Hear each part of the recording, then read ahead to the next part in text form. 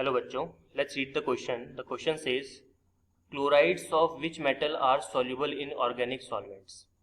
देखिए हमारे पास में 4 मेटल्स दे रखे हैं, calcium, magnesium, potassium and beryllium. हमको बताना है कि इनमें से कौन सा मेटल क्लोराइड ऑर्गेनिक सॉल्वेंट में डिसॉल्व हो सकता है. इस क्वेश्चन को सॉल्व करने के लिए सबसे पहले अपन लिखते हैं इसका की concept.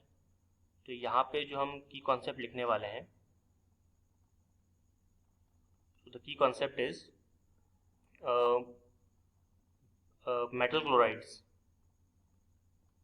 metal chlorides of S block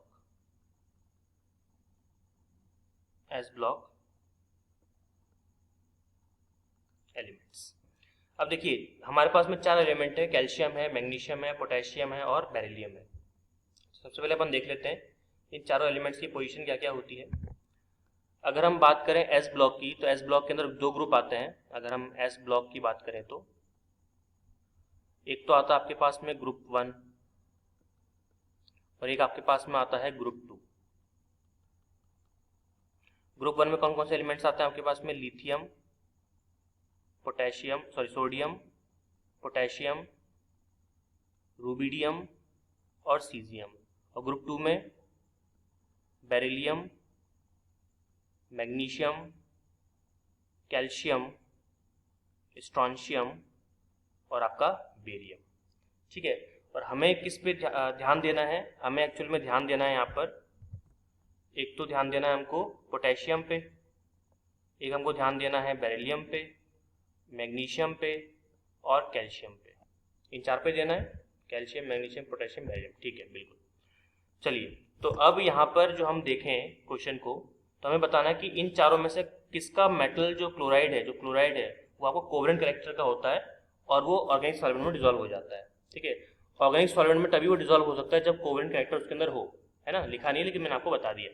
अब देखिए यहाँ पर अगर हम चेक करें तो टॉप टू बॉटम जाने पर हमेशा साइज क्या होता है? डिक्रीज होता है. और लेफ्ट टू राइट जाने पर साइज हमेशा क्या होता है? डिक्रीज होता है. एक तो टॉप टू बॉटम जाओ तो साइज इंक्रीज होगा और लेफ्ट टू राइट जाने पर साइज डिक्रीज होगा.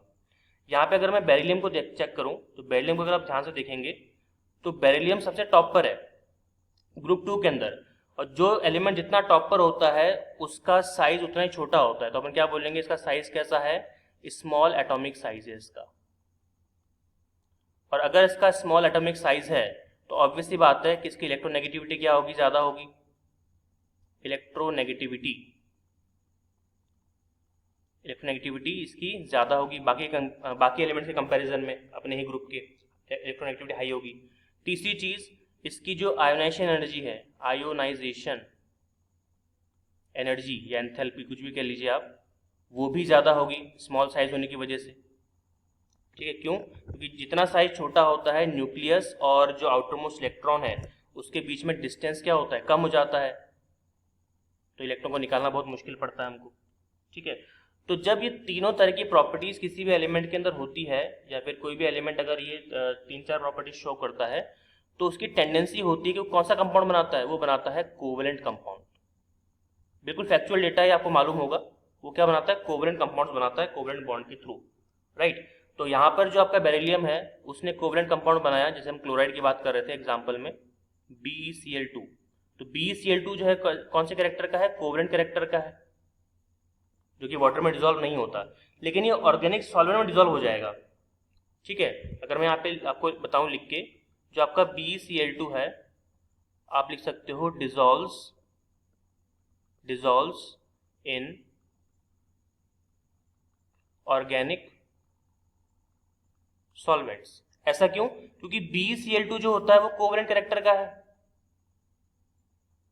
और ऑर्गेनिक सॉल्वेंट्स के अंदर जो ऑर्गेनिक सॉल्वेंट होते हैं आपके, जैसे कि आप चाहे अल्कोहल ले लीजिए, ईथर ले लीजिए, कुछ भी, उनके अंदर भी कौन सा बॉन्ड होता है? कोवेलेंट.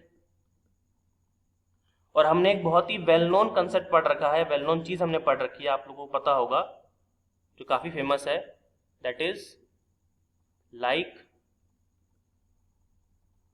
Dissolves like. तो कोवेलेंट किस में डिसॉल्व होगा? ऑब्वियसली बात है कोवेलेंट के अंदर ही.